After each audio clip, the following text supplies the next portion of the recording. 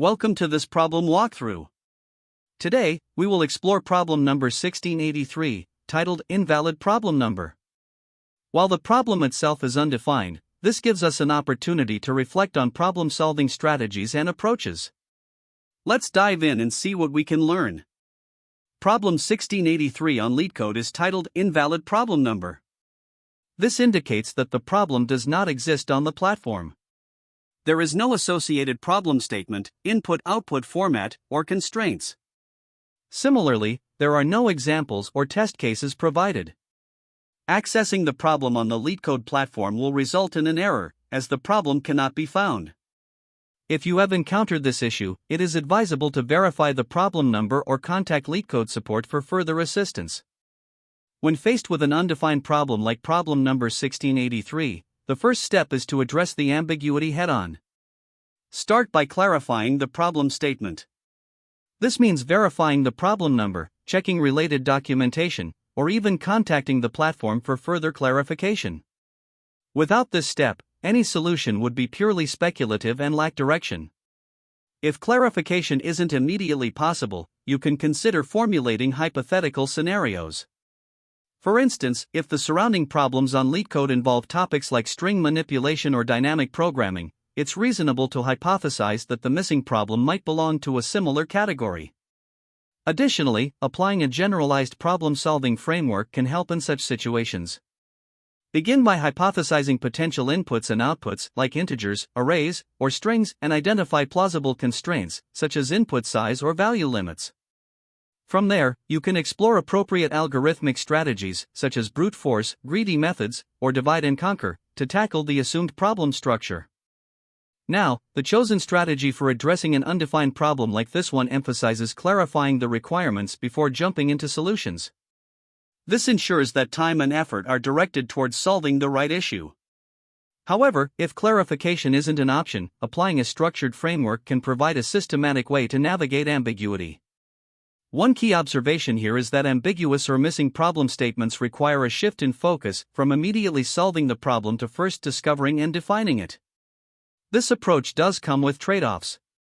While seeking clarification ensures accuracy, it can introduce delays. Conversely, hypothesizing the problem risks misinterpreting its intent, leading to wasted effort. Prioritizing clarification aligns with best practices in problem solving, as it addresses the root cause, the lack of a clear problem, rather than making assumptions that could lead to incorrect solutions. Ultimately, this highlights the importance of clear communication and a robust framework for navigating uncertainty, ensuring a solid foundation for any solution that follows. When faced with a problem that lacks a clear statement or is ambiguous, the first thing we need to do is approach it systematically. The first step is to analyze the provided context. Here, the goal is to extract any and all available information about the problem. This involves carefully reviewing the given input, output, or any partial descriptions. Pay attention to patterns, constraints, and even data types or boundaries that might be implied. For example, if the input is an array like 1, 2, 3, 4, and the output is 10, it could indicate that the task involves summing the elements of the array. This kind of reasoning allows us to uncover clues about the nature of the problem simply by observing the data. Once you've gathered this information, the next step is to hypothesize about the type of problem you're dealing with. Ask yourself targeted questions, such as whether this is a data processing task like summation, sorting, or searching. By forming a hypothesis, you can start narrowing down the problem space and focus your efforts in the right direction. To refine your hypothesis further, consider whether the problem involves specific data structures such as arrays, trees, or graphs. Could there be mathematical patterns or constraints, like working with prime numbers or performing modulo arithmetic? By asking these questions, you can systematically eliminate possibilities and hone in on the problem type. For instance, if the input is 1, 2, 3, 4, and the output is 24, you might hypothesize that the task involves multiplication or generating permutations. Once you have an idea of the problem type, the next step is to choose a general approach to tackle it. Depending on your hypothesis, you might start with a brute force method to test all possibilities and confirm your assumptions. Alternatively, you could apply more sophisticated techniques, like greedy algorithms for locally optimal solutions, divide and conquer for recursive problem solving, or dynamic programming to optimize overlapping subproblems. For example, if the task involves finding the sum of all subarrays, you might initially try brute force to generate all subarrays and sum them, then optimize using dynamic programming for better efficiency. Generic approaches like these provide a structured way to begin solving even the most ambiguous problems. Once you have a hypothesis and a general approach, the next step is to implement your solution and validate it. Start small by simulating your approach on simple test cases. This allows you to verify your logic and assumptions early on. Check intermediate outputs to confirm that the solution behaves as expected at every step, and compare the results with the expected output if available. For instance, if you believe the problem involves summing array elements, write a small function to compute the sum and test it against the provided outputs. If your implementation works for small cases, you can gradually scale up to larger or more complex inputs. Testing iteratively in this way ensures that errors are caught and corrected before they become more difficult to trace. After validating your solution, focus on refining and optimizing it. Analyze its time and space complexity to identify any inefficiencies. Look for bottlenecks and consider alternative techniques, such as using a hash map for faster lookups. Don't forget to handle edge cases, such as empty inputs, large numbers, or duplicates, to make sure your solution is robust and scalable. For example, if your initial brute force solution has O(n)² complexity, explore ways to improve it, such as reducing it to O(n) using cumulative sums. To succeed in solving ambiguous problems, there are a few key insights to keep in mind. First, embrace iterative hypothesis testing. Start with simple ideas and refine them based on test results. Pattern recognition is also essential. Look for similarities between the current problem and known techniques, such as using the two-pointer method for sorted arrays. Modular design is another best practice. Breaking down your solution into smaller, well-defined functions not only improves clarity but also makes your code more reusable. Lastly, edge case analysis is critical. Always account for special scenarios like empty inputs or extreme values, as these can often uncover hidden issues. In terms of data structures, dynamic arrays are a versatile choice for handling sequential data, while hash maps are indispensable for fast lookups and avoiding redundant computations. Stacks and queues are especially useful for tasks involving recursion or sequential processing, and graphs or trees are necessary for problems dealing with hierarchical or connected data. As an example, consider an input array of 1, 2, 3, 4 with an output of 10. A simple hypothesis is that the task involves summing the array. Using a single pass with Python's built-in sum function, we can achieve this in O(n) time, demonstrating both efficiency and correctness. Once you've implemented your solution, validate it to ensure that the output matches the expected results. For example, if the hypothesis is that the problem involves summing elements of the array, and the input 1, 2, 3, 4 yields an output of 10, this confirms that the approach is correct. If the results don't align with expectations, it's important to refine your hypothesis and revisit the earlier steps. This iterative process of testing, debugging, and optimizing helps you converge on a solution that not only works but is also efficient and robust. By systematically refining your approach, you can tackle even the most challenging and ambiguous problems with confidence. In this implementation, we address the scenario where the LeetCode problem number 1683 is labeled as invalid problem number. Since no problem statement or functionality is provided, the code instead demonstrates how to handle such cases programmatically. The solution class includes a method solve_invalid_problem, which raises a value error with a descriptive error message. This message indicates that the problem number is invalid, and its description is unavailable. In the main execution block, we instantiate the solution class and call the solve_invalid_problem method inside a try-except block. If the method raises the expected value error, the exception is caught, and the error message is printed to the console. This ensures the program handles the invalid problem scenario gracefully, providing clear feedback about the issue. This approach is robust and can be extended to handle other similar cases or errors in competitive programming environments. This is the Java implementation of the invalid problem number scenario, mirroring the Python logic. The Java code uses an illegal argument exception to handle the invalid problem scenario, ensuring alignment with standard Java practices. The main method demonstrates the exception being thrown and caught, similar to the example usage in Python. In this example, we are dealing with a scenario where a user attempts to solve a problem identified as number 1683, which has been labeled as an invalid problem number. To handle such cases, the solution class includes a method called solve_invalid_problem.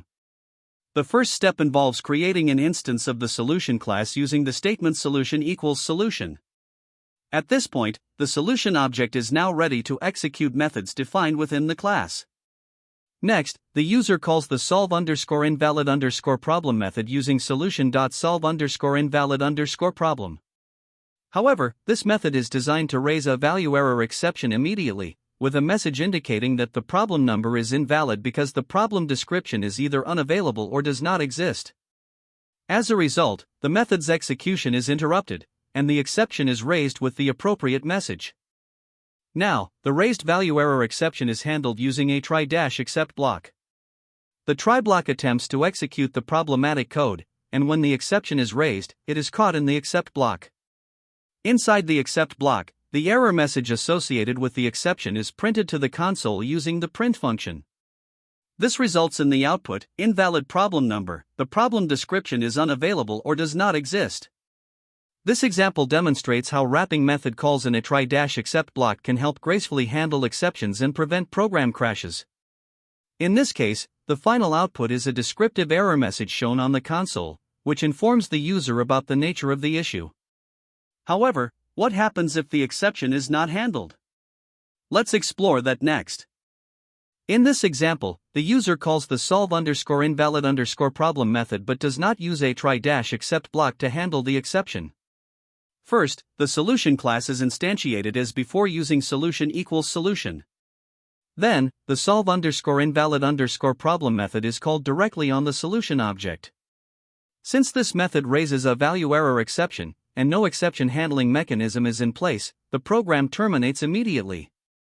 This termination results in a traceback being displayed, which provides information about where the error occurred. The traceback includes details such as the file name, the line number where the method was called, and the specific error message, invalid problem number. The problem description is unavailable or does not exist. While this output provides technical details, it's not user-friendly and can disrupt the user experience.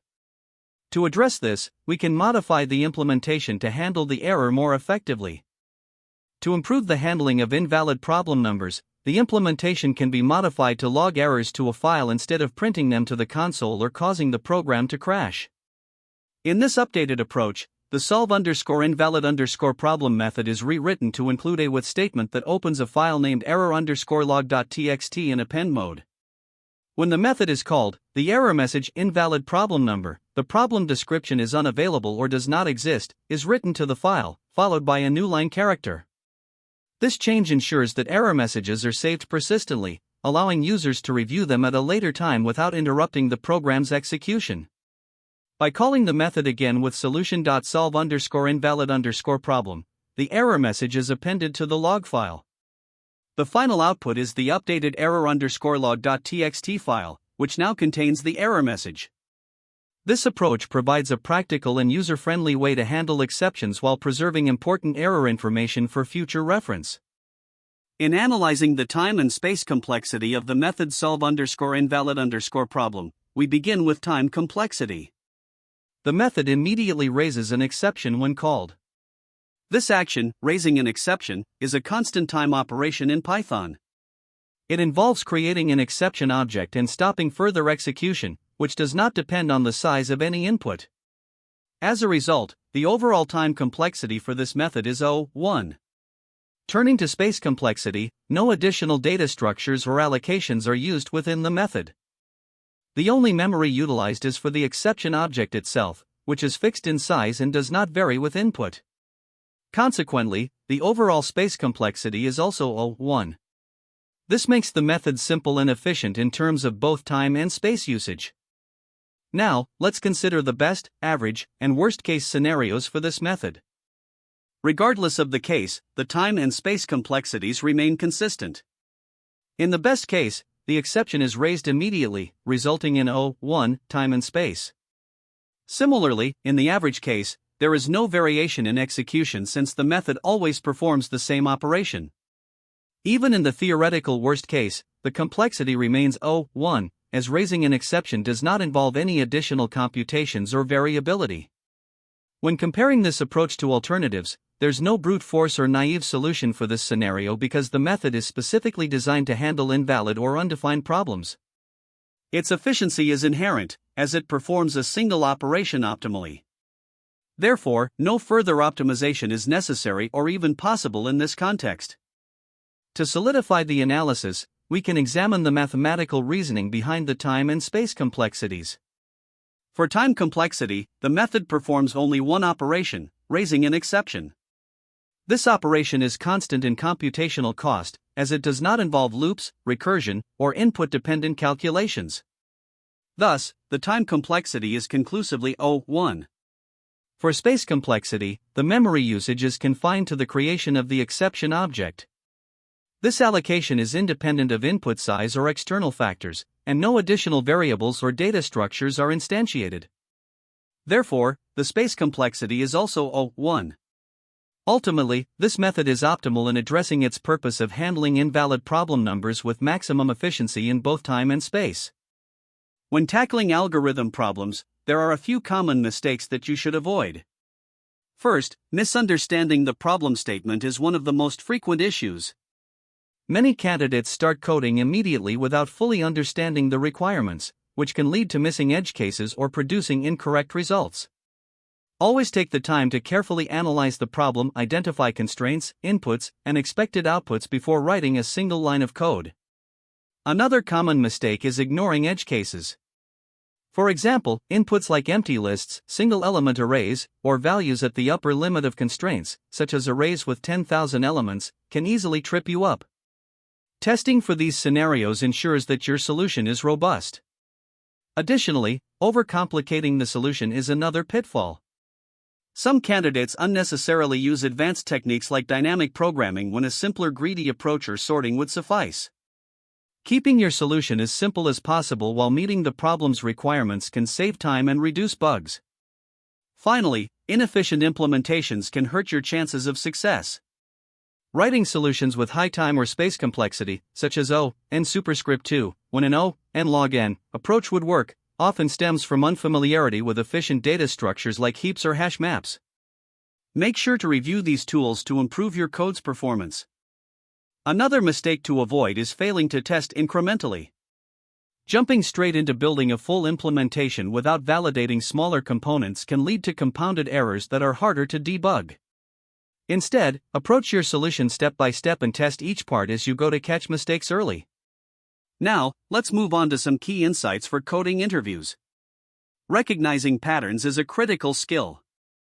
Many problems fall into common categories such as sliding window, binary search, or dynamic programming. If you can identify these patterns quickly, you'll save valuable time. Communication is also essential during an interview. Even if you're unsure of the final solution, explaining your thought process demonstrates your problem-solving approach and invites feedback from the interviewer. Time management plays a big role as well. A good strategy is to divide your time into clear phases. Spend the first 5 to 10 minutes planning your approach, 20 to 25 minutes writing the code, and the final 5 to 10 minutes testing and optimizing your solution. Lastly, be prepared to discuss trade-offs. For example, if your solution uses less space but has higher time complexity, be ready to explain why you chose that approach and how it compares to alternatives. This shows that you understand the problem deeply and can justify your decisions. To strengthen your preparation, practice solving related problems. For example, twosome is a classic problem that uses a hash map to find pairs in O, n time. Another common one is longest substring without repeating characters, which uses the sliding window technique and is a great introduction to substring problems. Then there's merge intervals, a problem that involves sorting and merging overlapping intervals, key for understanding interval manipulation. Finally, binary tree level order traversal is a classic example of using breadth-first search for tree traversal. Along with these problems, it's important to understand alternative approaches. Brute force methods can be helpful for small input sizes but are inefficient for larger constraints. Optimized algorithms like sorting, binary search, or dynamic programming often provide significant performance improvements depending on the problem type. Greedy methods are also useful when local optimizations lead to a global solution, such as in interval scheduling or coin change problems. Additionally, mastering data structures like heaps, stacks, queues, and hash maps will give you the tools to write efficient solutions. Make sure to familiarize yourself with these techniques and their applications to become more versatile in solving a wide range of problems. Thank you for exploring this undefined problem with us. While the task itself was ambiguous, we gained valuable insights into handling unclear scenarios and focusing on adaptable problem-solving strategies. Stay curious, and don't forget to subscribe for more content like this. That's the end of this tutorial. I hope you found this explanation helpful for understanding the solution to this LeetCode problem. If you enjoyed this content, please consider subscribing to the channel for more coding tutorials and solutions. Feel free to leave a like if this video helped you, and don't hesitate to comment with any questions you might have. Thanks for watching, and happy coding!